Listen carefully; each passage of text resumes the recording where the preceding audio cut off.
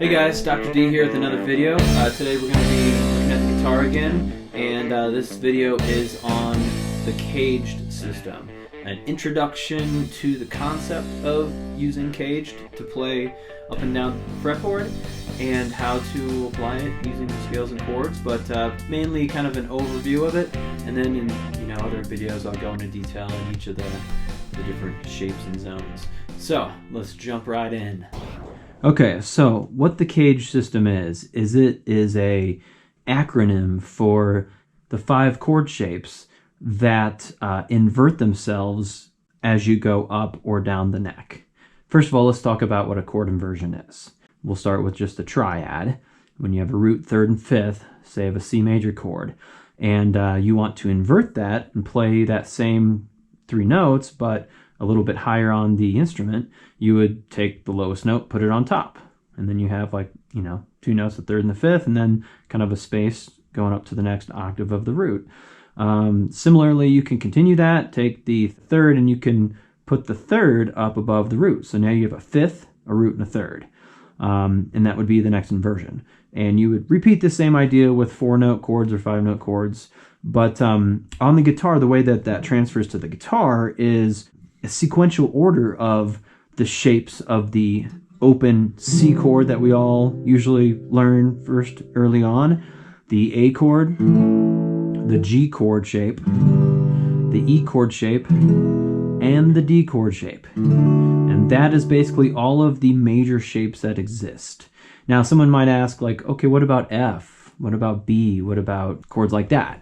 So those are all repetitions of the same shape.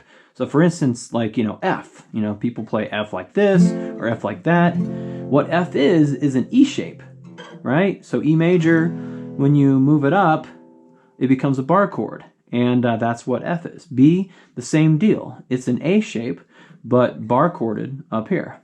So there's a lot of repetition, recycling of these shapes. So let's talk about the order of them. So CAGED, C-A-G-E-D. That is the order of these chords and when they invert up the neck. So for instance, we have the C chord here, and the C shape is what we'll call it instead of the key of C.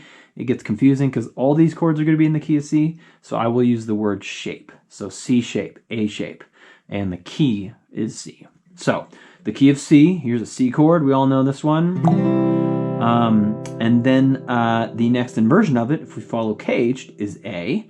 And if you remember the A chord being this fella right here, if we make it a bar chord, we have to use our last 3 fingers. And this is kind of the process, is okay, take that A shape, make it with the last 3 fingers of your hand, and then have this first finger available to be sort of like the bar, like a capo or something. Now when we move that up the neck, the root of A shape, was the A string, right? Back here. Behind the nut. When we put it on C, now the root is on C, and there is a shape of C major. So if you listen to these 2 chords together, they're both C's. They both sound like the same chord. So what helps me is finding a pivot between them, So you have C, and then you have the A shape of C, and the pivot is they share a root. It's good to know the roots, it's good to know the chord, the scale that's underneath all these, but we'll get into that in other videos. But after the A shape, following CAGED, C-A-G, is the next shape, okay? So you remember a G chord as being good old cowboy G right here, right? If we make that a bar chord, it's a little bit of a cumbersome chord to play. Can be done, but here's what it looks like in bar chord version. And then when we move it up, knowing that the 6th fret of the guitar is, 8th fret of the guitar is C. If we put our G shape there, there's the G shape of C, okay?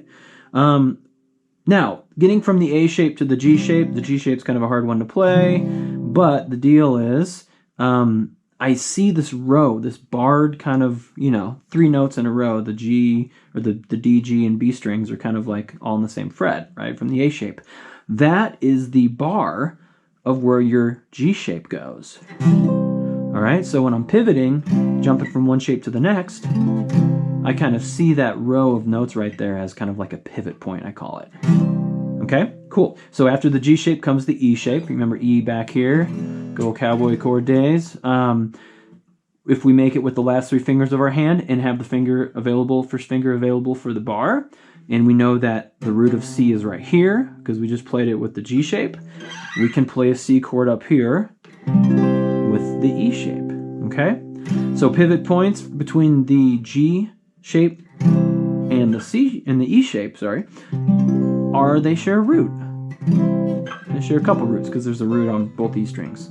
Okay, cool. So after the E shape comes the D shape, the final shape. Okay, so we know D shape is being down here. Good old open D. The root is the D string. Okay, and you know, if you wanted to play the 5th in the bass, there's the A down there, which is part of the chord as well. So you know, depending on how you want to play it, there's possible 5 notes or 4 notes. But anyway, when we make that a bar, this is another one that's a little bit of a tricky one to maybe make this chord as a beginner, but it's good practice, is using your last 3 fingers to make that D shape and having your first finger back here as the bar. And moving up to where we would place this and make it a C chord in the key of C with the D shape. It's going to be up here, basically with your first finger there on the 10th fret. Okay, so this one's a tough one to target because a lot of people don't learn the notes on the D string that quickly. Maybe the E and the A string, you learn the notes on the E and the A string first, but one of the tricks to do that and basically find the D root on the D string is to realize that there's an octave relationship between the E string, and if you skip a string and you skip a fret, that's the octave.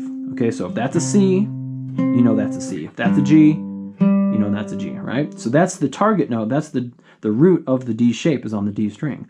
So if I know that C is there on the 8th fret, and there's my C on the D string, I make my D shape up there, right? And I've got my D shape of C, okay? So after that, after the D shape, it keeps going. What happens after D? You're back to C again, okay? So what you can see here is like, here is the C chord shape that we would maybe play down here in open position land, right? You can play that same C chord an octave higher, way up the neck here. Kind of run out of space here with the acoustic, but there's where that kind of picks up, and it shares that cluster of 3 notes right here. The D shape is part of the C shape. So there's an overlap. And a pivot point there you can see with those 3 notes clustered. Okay, cool. So that is the idea of the CAGED system. It's a great way to learn inversions of chords.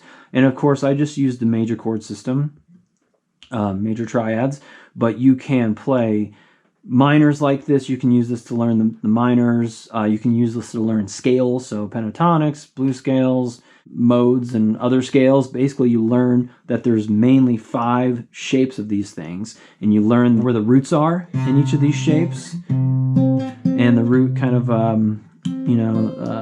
pattern of roots in each of the shapes and how they kind of go up and down the neck. And it's kind of like you're learning this network. You know, this is like a map of the entire fretboard. And when you learn the map in its sequential entirety, it doesn't matter what key you're in. You can play every single fret of the instrument. Well, thanks for tuning in. Be sure to check out some of the other videos on guitar and music production.